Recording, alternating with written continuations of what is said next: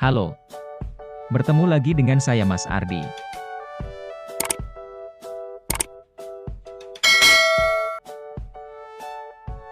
Pada kesempatan ini kita akan mempelajari bab 4 Semangat Kebangkitan Nasional tahun 1908.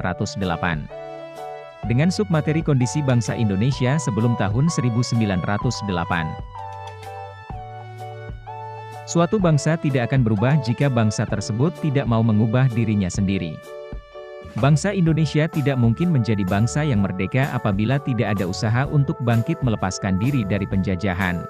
Belanda dapat menguasai bangsa Indonesia dalam waktu lama karena mudah dipecah belah dan perjuangan yang dilakukan masih bersifat kedaerahan.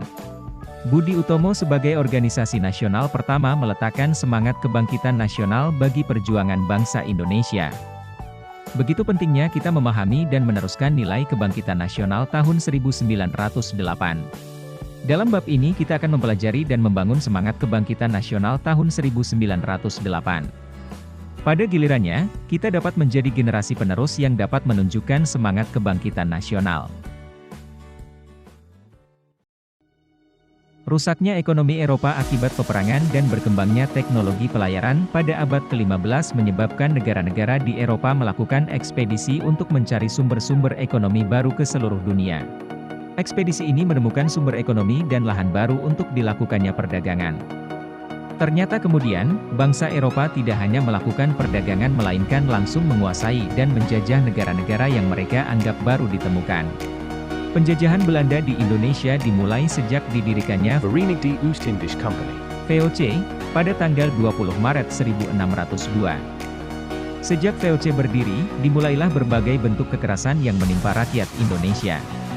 VOC melaksanakan politik divide et impera atau politik adu domba, yaitu saling mengadu domba antara kerajaan atau mengadu domba di dalam kerajaan itu sendiri. Politik adu domba melemahkan kerajaan di Indonesia dan merusak seluruh sendi kehidupan. Bangsa Indonesia makin menderita ketika Daendels berkuasa tahun 1808 sampai dengan 1811. Upaya kerja paksa, Rodi, guna membangun jalan sepanjang Pulau Jawa, Anyer Panarukan, untuk kepentingan militer, membuat rakyat makin menderita. Pada tahun 1828 Gubernur Jenderal Hindia Belanda Van de Bos menerapkan kulturstelsel, tanam paksa, yaitu mewajibkan rakyat menanami sebagian dari sawah ladangnya dengan tanaman yang ditentukan oleh Belanda dan hasilnya diserahkan pada Belanda.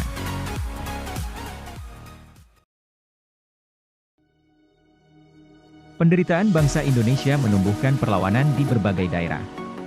Perjuangan melawan penjajah dipimpin ulama atau kaum bangsawan.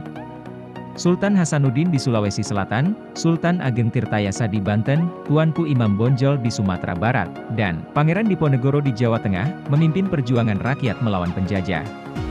Perjuangan rakyat untuk mengusir penjajah belum berhasil. Hal ini disebabkan perjuangan masih bersifat kedaerahan dan belum terorganisasi secara modern. Penderitaan yang dialami bangsa Indonesia menyadarkan beberapa orang Belanda yang tinggal atau pernah tinggal di Indonesia. Di antaranya Baron van Houvel, Edward Douwes Dekker, dan Mr. van de Venter. Edward Douwes Dekker, terkenal dengan nama samaran Multatuli, menulis buku Max Havelaar pada tahun 1860. Buku ini menggambarkan bagaimana penderitaan rakyat Lebak Banten akibat penjajahan Belanda. Mr. van de Venter mengusulkan agar pemerintah Belanda menerapkan politik balas budi, etis politik. Politik balas budi terdiri dari 3 program, yaitu, edukasi, transmigrasi, dan irigasi. Atas desakan berbagai pihak, akhirnya pemerintah Belanda menerapkan politik balas budi. Politik balas budi bukan untuk kepentingan rakyat Indonesia melainkan untuk kepentingan pemerintah Belanda. Contoh, irigasi dibangun untuk kepentingan pengairan perkebunan milik Belanda, pembangunan sekolah, edukasi, bertujuan untuk menyediakan tenaga terampil dan murah. Di sisi lain, pembangunan sekolah melahirkan dampak positif bagi bangsa Indonesia, yaitu munculnya masyarakat terdidik atau mulai memiliki pemahaman dan kesadaran akan kondisi bangsa Indonesia yang sebenarnya. Bangsa Indonesia saat itu kondisinya bodoh, terbelakang, dan kemiskinan merajalela. Mereka yang mengenyam pendidikan dan sadar akan nasib bangsanya selanjutnya menjadi tokoh-tokoh kebangkitan nasional.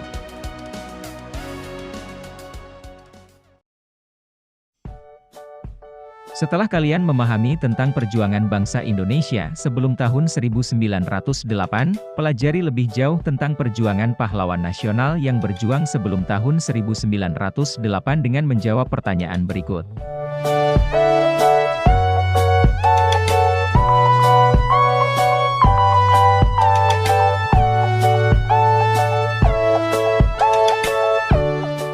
Baca deskripsi bagaimana cara mengumpulkan tugas. Jika ada pertanyaan tulis di kolom komentar.